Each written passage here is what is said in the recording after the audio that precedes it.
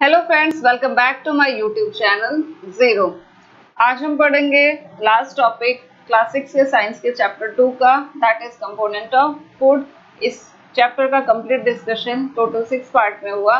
अगर आपने अभी तक बाकी के 5 चैप्टर्स नहीं देखे हैं तो एक बार 5 जो वीडियो थे अगर आपने उन्हें नहीं देखा तो आप एक बार उन्हें जरूर देखें, क्योंकि वो आपके लिए काफी हेल्पफुल होंगे। क्योंकि इस चैप्टर से कम 2 से 3 मार्क्स का क्वेश्चन आपके पेपर में पूछा जाता है। आइए देखते हैं कि आज हम क्या पढ़ने जा रहे हैं, जो कि लास्ट पार्ट है इस टॉपिक का, दैट इज बैलेंस डाइट, संतुलित आहार।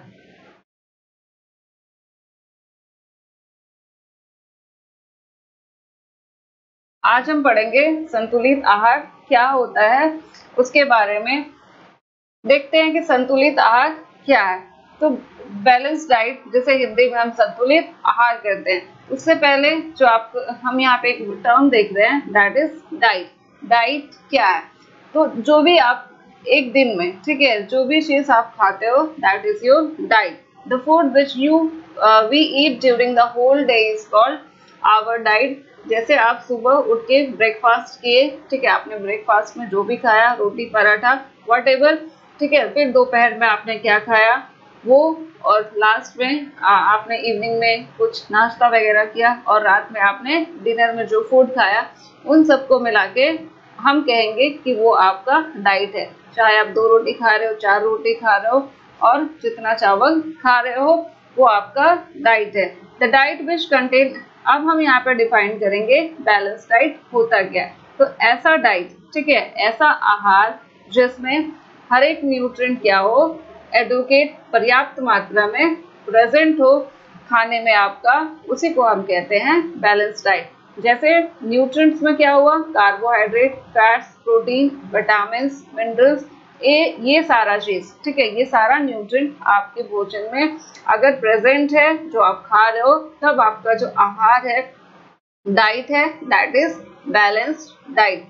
ठीक है, अगर आप कुछ खा रहे हो, जैसे आपके खाने से फल और सब्जियां मिसिंग है, तो फल और सब्जियां मिसिंग है तो आपको विटामिन एंड मिनरल्स नहीं मिल रहा, तो इस केस में क्या हो जाएगा, आपके बॉडी में क्या होगा, डिजीज हो, आपका शरीर वीक होगा, उसकी इम्यूनिटी पावर भी वीक होगी। तो यहाँ पे आपके बॉडी में विटामिन एंड मिनरल्स की कमी होगी, फिर जो डिफिशियंसी डिजीज होगा, विटामिन से रिलेटेड, मिनरल से रिलेटेड, आप उससे सफर करोगे। इसीलिए बैलेंस डाइट लेना बहुत ही जरूरी है। ठीक है, ऐसा नहीं कि सिर्फ चावल खा रहे हैं और दाल खा रहे हैं, चावल दाल, तो इस केस में क्या होगा कि आपके शरीर को पर्याप्त मात्रा में पोषण नहीं मिल रहा है। अब balance diet also contain, balance diet में न्यूट्रिएंट्स तो आप देख 4-5 न्यूट्रिएंट्स जो है, कार्बोहाइड्रेट, फैट्स हुआ, विटामिन, मिनरल्स, ठीक है, और प्रोटीन, ये जो आप देख रहे हो 5, इनके साथ साथ आपके बैलेंस डाइट में क्या होना चाहिए, सफिशिएंट अमाउंट में पानी होना जरूरी है, और रफेज, जो आप कच्ची फल सब्जियां ऐसा सैलड खाते हो, या ऐसे ही आप जो गाजर खाए, ठीक है, तो ये सारे जो हम सब्जियां खाते हैं, तो ये रफेज होते हैं। ठीक है, जो आप कच्ची फल सब्जी खाते हो वो रफेज कहलाते हैं। तो रफेज और वाटर का भी हमारे डाइट में पर्याप्त मात्रा में होना जरूरी है। आपको ये रफेज कॉन्स्टिपेशन से बचाता है, और वाटर क्या है, बॉडी के टेम्परेचर को मेंटेन करता है, प्लस न्यूट्रिएंट जो होते हैं उसको इजी डाइजेशन में हेल्पफुल है। आपका वाटर बॉडी टेम्परेचर को मेंटेन करता है, तो इसीलिए जो वाटर है वो कम से कम हमको बोला जाता है कि 8 ग्लास वाटर पीना जरूरी है। No single food item can provide us all the essential nutrient in adequate amount. कोई भी एक फूड आपको सारा न्यूट्रिएंट प्रोवाइड नहीं कर सकता है। इसीलिए खाने में हम, अगर आप एक दिन में देखो आपका डाइट, तो आप देखोगे कि आपके खाने में आप जो सुबह खाए वही चीज दोपहर में नहीं खाते हो, और वही चीज रात में नहीं खाते, हम रोटेट करके खाते हैं। जैसे ब्रेकफास्ट में आपने चपाती खा लिया, तो दोपहर में हम क्या खा लेते हैं, ये राइस खा लेते हैं, पल्सेस खा लेते हैं। और उसके साथ कुछ मीठा वगैरह। फिर रात को हम क्या खाते हैं, मिल्क लेते हैं, that is rich in rich है मिल्क प्रोटीन में, साथ में हमारे बॉडी के लिए वो कैल्शियम भी प्रोवाइड करता है।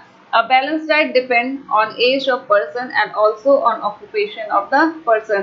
तो हमारा बैलेंस डाइट किस पर डिपेंड करता है कि जो मनुष्य है, ठीक है, उसका एज क्या है और साथ में उसका ऑक्यूपेशन यानी वो क्या काम करता है उस पर डिपेंड करता है। तो यहाँ पे हम समझते हैं dependence of diet on age, age के अनुसार किस तरह का डाइट लेना चाहिए। तो आपने अपने घर में भी देखा होगा, अगर आपके घर में कोई बच्चा है तो उसका डाइट अलग है, कोई बूढ़ा है तो उसका डाइट अलग है, कोई यंग है तो उसका डाइट अलग है। तो एज के अकॉर्डिंग डाइट क्या होता है, डिफरेंट होता है। एज के अकॉर्डिंग डाइट क्या होता है, डिफरेंट होता है। ग्रोइंग चाइल्ड, एक ऐसा बच्चा जो ग्रोइंग स्टेज में 1 से 5, 6, 7 साल का है, उसको ज्यादा से ज्यादा मात्रा में क्या चाहिए, प्रोटीन चाहिए as comparison to grown up man. एक ग्रोन अप आदमी की तुलना में एक जो ग्रोइंग स्टेज में बच्चा है उसको ज्यादा अधिक मात्रा में प्रोटीन चाहिए ताकि उसके शरीर का विकास अच्छे से हो सके। Growing child need more minerals, और उसके साथ साथ अधिक मात्रा में mineral like calcium and phosphorus चाहिए जिससे उसकी हड्डियों का विकास सही से हो सके। अगर बच्चे को कैल्शियम ना मिले तो हमने पढ़ा ही था कल के वीडियो में, उसको रिकेट्स जो कैल्शियम की कमी से बीमारी होती है वो हो सकती है। तो बोन के फॉर्मेशन के लिए, मसल्स के डेवलपमेंट के लिए मिनरल्स एंड प्रोटीन क्या है, बहुत ज़्यादा इम्पोर्टेंट है। कुल मिला के बात करें तो सारे न्यूट्रिएंट का, carbohydrate, fats, protein, vitamin, minerals का हमारे शरीर में जाना यानी इंटेक करना बहुत ज़रूरी है, तभी हम हेल्दी रह सकते हैं। उसके बाद हम देखते हैं dependence of diet on occupation. Occupation के आधार पे, ठीक है, रोजगार के आधार पे, ठीक, उस आधार पे भी हम डाइट जो होता है वो क्या होता है, अलग अलग व्यक्तियों का अलग अलग होता है। जैसे एक ऐसा आदमी जो बहुत ज़्यादा हार्ड फिजिकल वर्क करता है, ठीक है, तो उसका डाइट अलग होगा एक नॉर्मल इंसान से जो अपने घर में रहता है और छोटे मोटे काम करता है। हार्ड वर्किंग आदमी को ज़्यादा एनर्जी चाहिए क्योंकि वो बहुत ज़्यादा काम कर रहा है, तो उसको ऐसा डाइट चाहिए जो कार्बोहाइड्रेट कंटेन ज़्यादा करता हो, ठीक है। तो कार्बोहाइड्रेट को हम क्या कहते हैं, एनर्जी गिविंग फूड, और हार्ड वर्किंग आदमी को क्या चाहिए, एनर्जी चाहिए। तो वो जो डाइट लेगा उसमें अधिकतर मात्रा में क्या होना चाहिए, कार्बोहाइड्रेट होना चाहिए, ठीक है। A balance diet contain enough food item, एक बैलेंस डाइट में ये सारे चीजों का होना जरूरी है। जैसे आप सीरियल्स ले रहे हो, ठीक है, सीरियल्स, पोटैटो ले रहे हो, शुगर ले रहे हो, तो ये आपके शरीर को कार्बोहाइड्रेट प्रोवाइड करता है।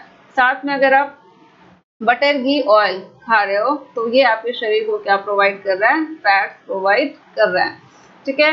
नेक्स्ट वन इज, अगर आप दाल तो हमारे डाइट में कंपलसरी होता है जो हम खाते ही हैं, बटर, घी, ऑयल भी हम खाते हैं, साथ में सीरियल्स, रोटी खा रहे हो आप, चावल खा रहे हो, आलू की सब्जी खाते हो आप, शुगर्स किसी ना किसी वे से रोज हम अपने खाने में इंक्लूड करते ही हैं। पल्सेस हुआ, मटर, मिल्क, चीज, फिश, मीट एंड एग, ये सारे चीज हमारे शरीर को क्या करते हैं, प्रोटीन प्रोवाइड करते हैं।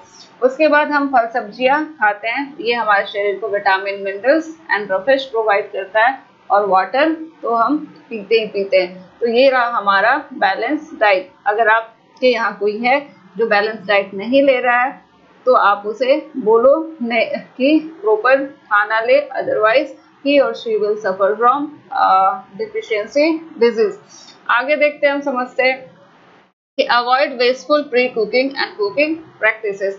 कुछ ऐसा प्रैक्टिस हम करते हैं, ठीक है, जिससे हम खाने को जो न्यूट्रिएंट होता है उसको बर्बाद कर देते हैं या उसको बहुत ज़्यादा मात्रा में बहुत ज़्यादा टाइम तक पका दिया, तो इस कंडीशन में क्या होता है, उसका न्यूट्रिएंट क्या हो जाता है, डिस्ट्रॉय हो जाता है, फिर वो खाना बस पेट ही भरता है, आपके शरीर को कोई न्यूट्रिएंट प्रोवाइड नहीं करता है।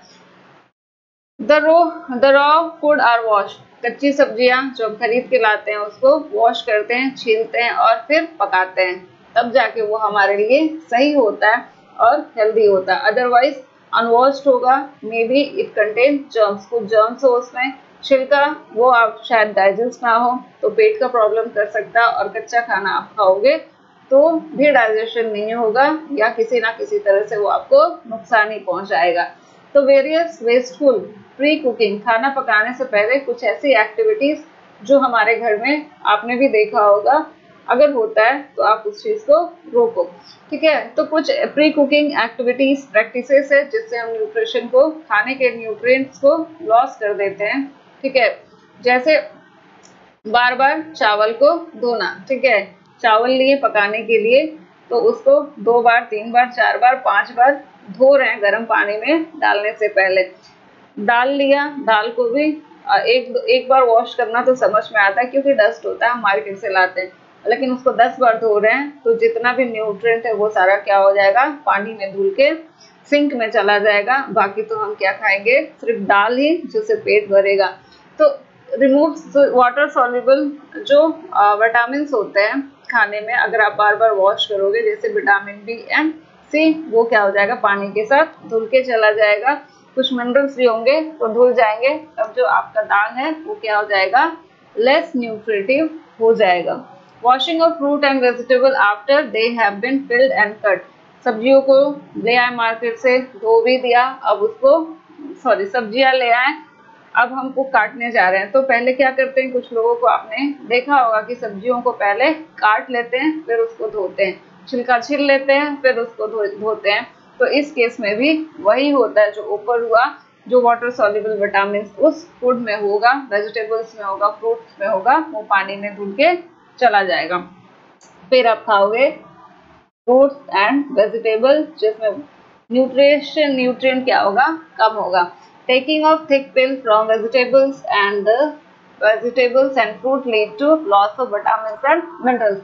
तो अब छिलका छिलने की बारी आती है, तो कभी कभी कुछ लोग एकदम पूरा से छिलका छील देते हैं फलों की और सब्जियों की, तो उस केस में भी क्या होता है, न्यूट्रिशन एंड मिनरल्स उसके क्या हो जाते हैं, वेस्ट हो जाते हैं।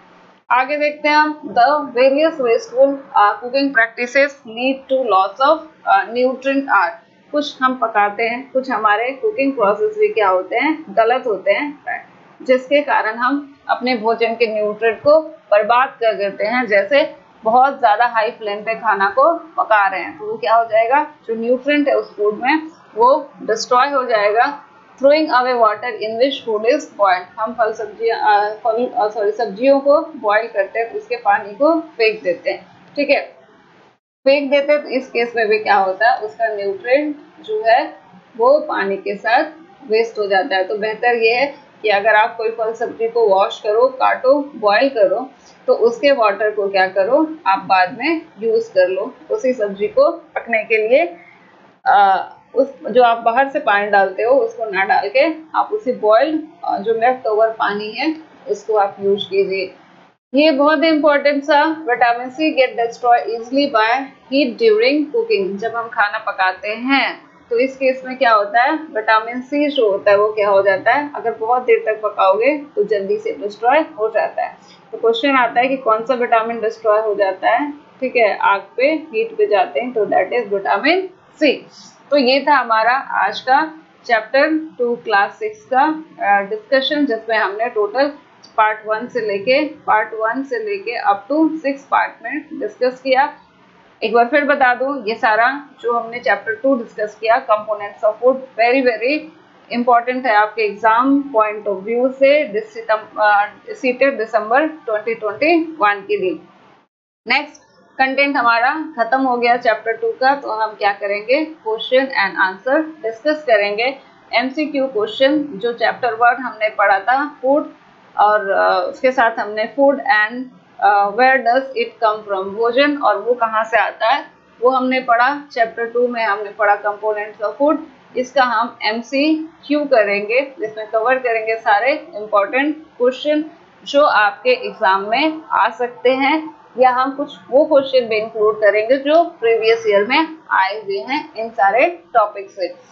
तो समय देख के वीडियो देखने के लिए बहुत बहुत धन्यवाद। वीडियो पसंद आए तो इसे लाइक करें, अपने फ्रेंड्स के साथ शेयर करें और सब्सक्राइब करें मेरे यूट्यूब चैनल को। और टेलीग्राम अगर आपकी इच्छा हो तो आप ज्वाइन कर सकते हैं, अगर आपको लगता है कि इससे आपकी स्टडी में और प्रिपरेशन में हेल्प मिल रहा है, तो आप टेलीग्राम में मुझे सर्च कर सकते हो 0